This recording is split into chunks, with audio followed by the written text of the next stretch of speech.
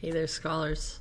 Welcome to another lesson in well-ordered language with me, Mr. Brace. Last week we finished up our chapter 2 about adverbs, and now we're jumping into a similar part of speech called adjectives.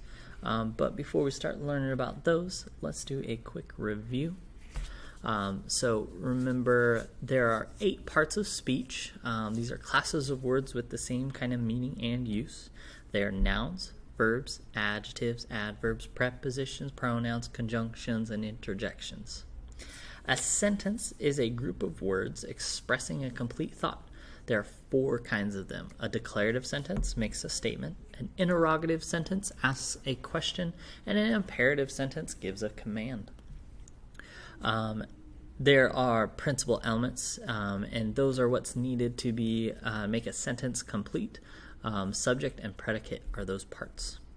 We have noun as a part of speech, and it names a person, place, thing, quality, or an idea. A noun can be singular or plural. That means one or more than one. And then we have verbs, are part of speech that shows action or a state of being. And then what we learned about in our last chapter, adverbs. A part of speech, it modifies a verb, an adjective, or an adverb. It answers the question how, when, or where. Okay. So now we're learning about adjectives. So when people go to a pizzeria together, they don't always agree on the toppings or they want on their pizza. Some want only spicy pepperoni on their pizza. Some claim that Italian sausage pizza is the best. Some crave yellow pineapple and green peppers on their pizza. Then there's always a traditional favorite, which is pizza with no toppings except lots of mozzarella cheese. No matter what the people end up ordering, all those pizzas are distinct from each other. Their toppings modify or define what kind of pizzas they are. A sentence is like a pizza. The principal elements, so the subject and the predicate, are the crust and the sauce. While the subordinate elements modify them, like toppings modify a pizza. In the previous chapter, you learned that an adverb is a subordinate element usually used to modify a verb, although it can also modify an adjective or another adverb. In this chapter, you're going to learn about adjectives and how those modify nouns. You can think of adjectives as bringing flavor to a sentence, much like toppings do to a pizza. Using adjectives can enhance the meaning of a sentence. So, what we need to understand in this section is adjectives describe nouns. They modify the meaning of nouns by telling how many, whose, which one, or what kind. The word adjectives comes from 2 Latin words, ad meaning to, and asir meaning to throw. An adjective is thrown or placed near a noun, usually before it. So you should have your well-ordered language book with you, but if you're not, pause the video, go grab it, and then I want you to underline in your book adjectives describe nouns. They modify the meaning of nouns by telling how many, whose, which one, or what kind. That's our definition of an adjective. So an adjective that answers the questions how many, if, for example, to, a, an, whose, as in Eden's, shows possession, or which one, for example, that or the, it's called a definitive adjective. So an adjective that answers the questions how many, whose, or which one are called definitive adjectives. It limits or defines the noun it modifies. An adjective that answers the question what kind, as in yellow, it's called a descriptive adjective. So an adjective that answers the question what kind is called a descriptive adjective. It describes a quality of the noun it modifies. The most important thing for you to remember about all adjectives is that whether they define or describe, they affect the meaning of the noun. For example, consider how the noun peppers is changed by different adjectives placed near it. 2 peppers, dad's peppers, those peppers, or green peppers. In one passage from the novel, The Water Babies, a fairy tale of land baby, author Charles Kingsley plays with adjectives by throwing a variety of them before the noun backstairs. After a magical underwater adventure in the river, a fairy leads Tom, the main character, back to the real world to prevent others from knowing where he had come from. The fairy insists he go by the back stairs. Then she describes what kind of back stairs they are, piling on adjectives after adjective, 30 in all. Here are just a few, but you can see the entire passage in the Curious Child's literary appendix in the back of the book. So, oh, backstairs, precious backstairs, invaluable backstairs, requisite backstairs, necessary backstairs, good-natured backstairs, cosmopolitan backstairs, comprehensive backstairs, accommodating backstairs. Each adjective modifies the noun, describing it and changing its meaning in a silly way. We've arranged these adjective-noun pairs to look a little like steps because Kingsley made the reader feel as though they were climbing the back stairs. Then we have something called articles. The and a, or an, are adjectives too. Like other adjectives, the and a, or an, modify nouns telling which one or how many. The article the is a definite article. It defines a particular noun that can be placed before a noun. As in, the backstairs dried, or before another adjective modifies the noun, as in, the drippy backstairs dried. Both sentences refer to a particular set of backstairs, such as the previously mentioned leading out of the fairy tale river.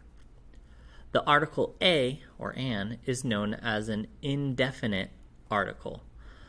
It is placed before a non-specific noun and identifies the noun as being singular. The word a stands alone before a noun or the adjective modifying them that begin with a consonant sound. So consonant, remember back to the alphabet, we have consonants and vowels. So a back door slams. The word an is used before a word beginning with a vowel sound. So an angry wasp flew inside. These sentences refer to no particular back door or wasp, and neither of them are being mentioned previously. If we should happen to refer to them later, we would use the definite article. We might ask, do you remember the back door and the angry wasp we used in the example? So, the is when you're referring to a specific thing, and then a is in general, a little bit more general. And remember, when we're using a in a sentence, the next word needs to have a consonant. If it has a vowel sound, it's going to have the an instead. So let's pause a little bit for punctuation. So commas are used to separate cities and states in 2 ways. We kind of did this in our when we were practicing our address, but let's see what this says. Within a sentence, place a comma before and after the state. Example, I live in Indianapolis, Indiana, for 10 years. So if in a sentence, we put that comma in between the city and the state. Within an address, so place a comma after the city example. City, comma, state, abbreviated. So Columbus, comma, Ohio. That's what we did when we practiced adjectives.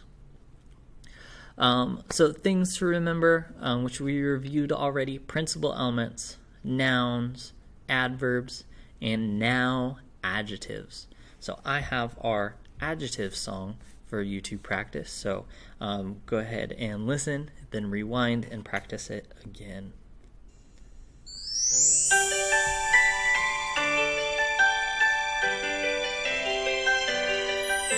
An adjective is a part of speech used to describe or define the meaning of a noun or pronoun. It answers the question, how many, whose, which one, or what kind. It modifies a noun or pronoun.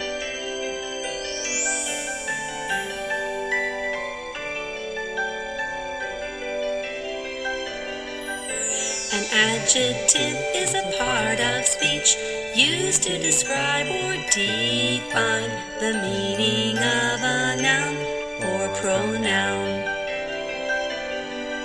It answers the questions, how many, whose, which one, or what kind. It modifies a noun or pronoun. This is awesome. If you want to listen to that again, you can always rewind and practice. And remember, the lyrics to all these songs are in the back of your book.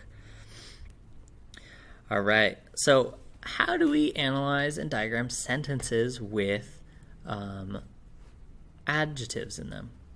So analyzing sentences helps you to understand the sentence. Remember to ask yourself the questions: is this a sentence? What kind of sentence is it? What are the principal elements?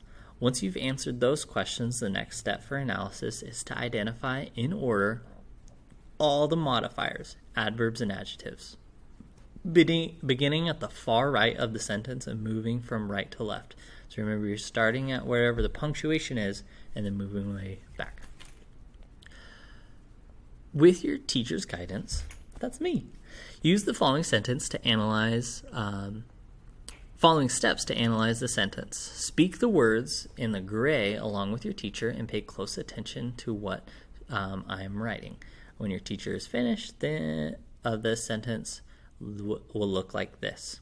So we're going to have to do it a little bit without me writing anything out. So it'll look like the angry wasp attacked, and then we have all our labels. So first, read the sentence aloud. The angry wasp attacked. This is a sentence because it is a group of words that expresses a complete thought. It is a declarative sentence because it makes a statement. This sentence is about wasp.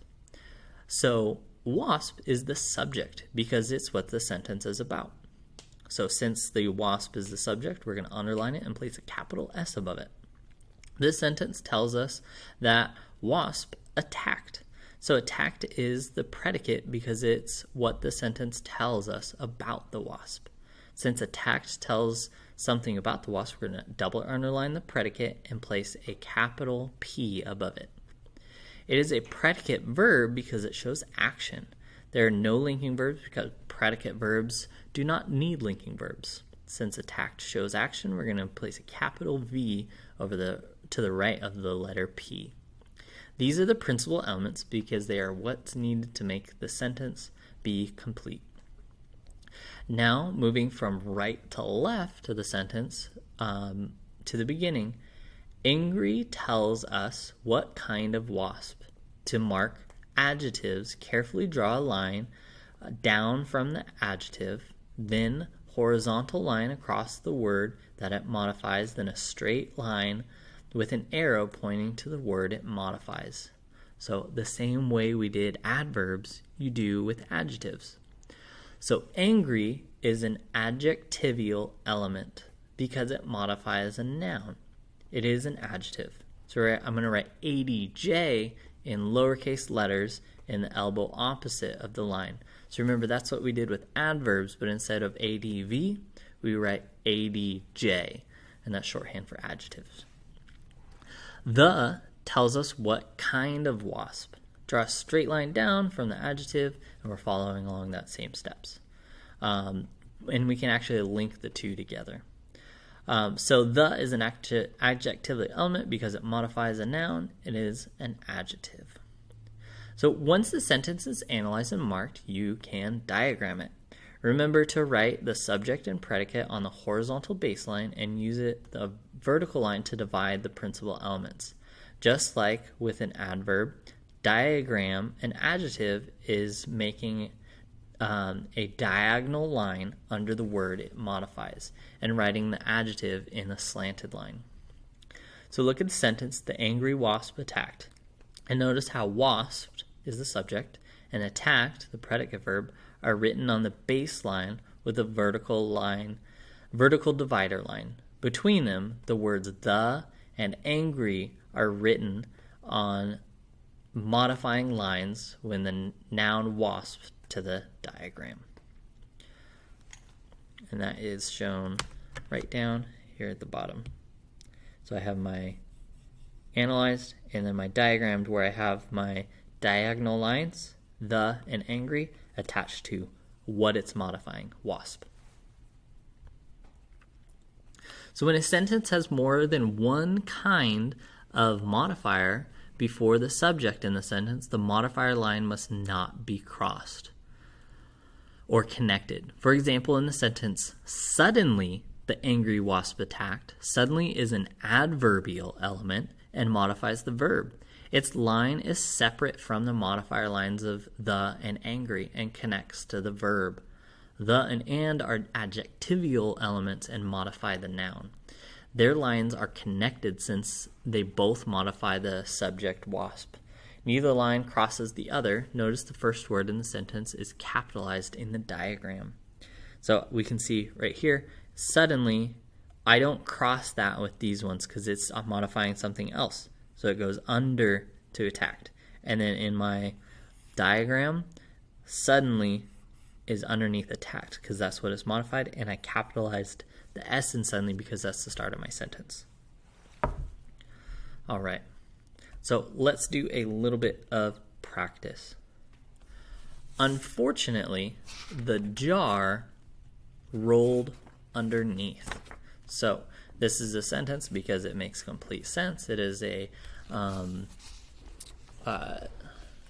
declarative sentence because it makes a statement, and the sentence is about jar.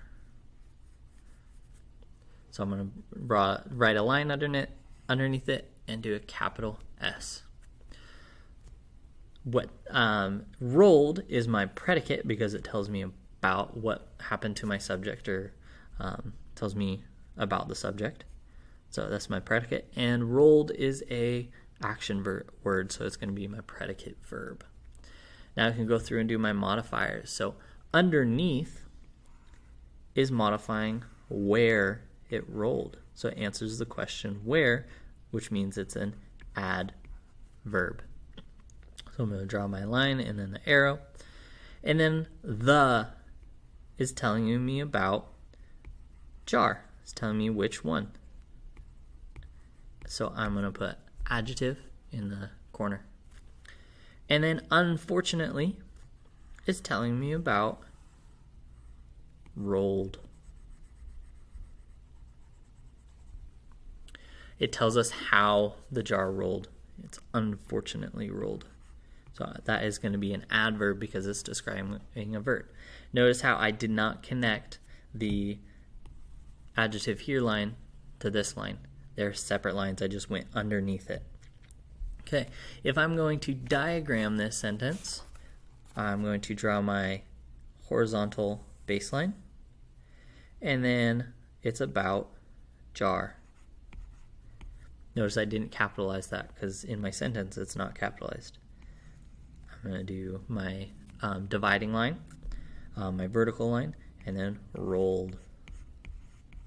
Okay, now in order that they show up in the sentence, unfortunately connects to rolled. And I made sure to capitalize it because it's at the beginning of my sentence. Unfortunately, the is describing jar, and underneath is describing where it rolled.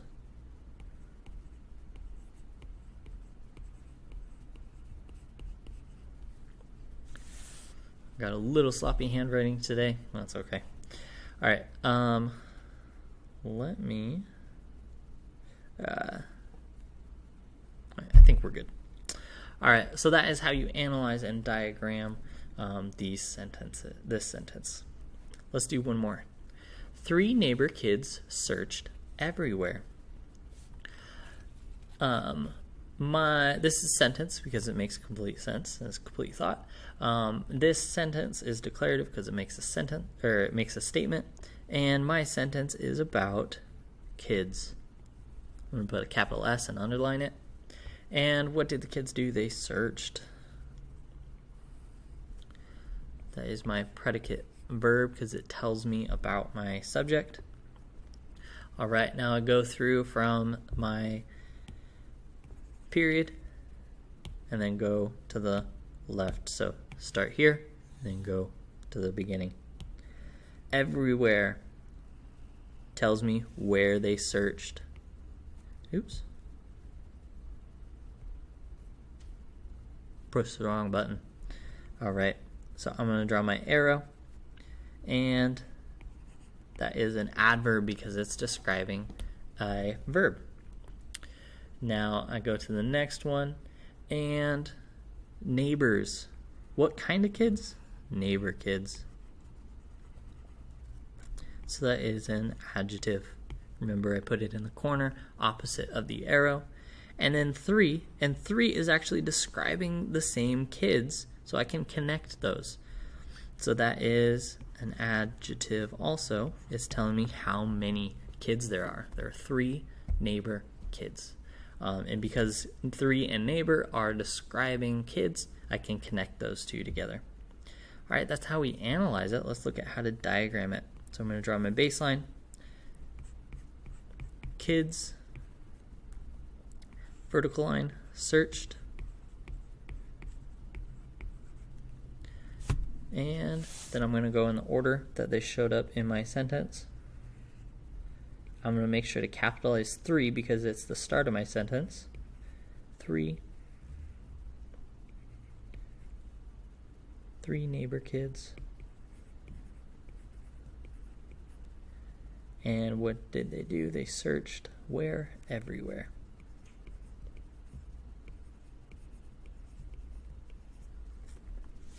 All right, so that's how you analyze and diagram that sentence.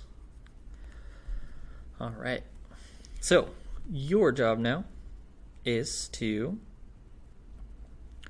do workbook pages 54 and 55. So lesson A in your workbook. So you're going to analyze and diagram the following sentences in the space provided. Unfortunately, the jar rolled underneath. We did that one. Go ahead and rewind if you need to. 3 neighbor kids searched everywhere. We just did that. So rewind if you need to. 2 boys scouted everywhere. Make sure to analyze and diagram that. And 1 little fellow cheered triumphantly. Go ahead and analyze and diagram that one. Number 2 says, imagine kids gathered around a picnic table for a snack. Then write a sentence with 1 descriptive adjective about the kids. Remember to do a descriptive adjective, not a definitive one. So remember, definitive answers how many, whose, or which one. I want a descriptive one. So what kind? So what kind of snack are they having? And you'll come up with your own sentence on that. So, what kind of kids are they? So a descriptor. You can have more than 1 adjective in there. You just need to have at least 1 descriptive adjective about the kids. So in the following sentence, add 1 descriptive adjective in each of the subjects. So more practice with that descriptive. So just fill in the blank. For example, blank farmers dot the countryside. Dairy farmers dot the countryside. Tells me what kind of farms they are. Blank fog covered the farm. What kind of fog is it? blank ladders stand near the barn. What kind of ladders? Remember, you're just answering the question, what kind? And then number 4, what does an adjective modify? We went through and underlined that, and we sang a song about it. It's also in the back of your book in the glossary. And what questions do adjectives answer? Again, we underline those. It's in your glossary, so you can answer that on your own. All right, that's all I got for you today, and I'll see you next time.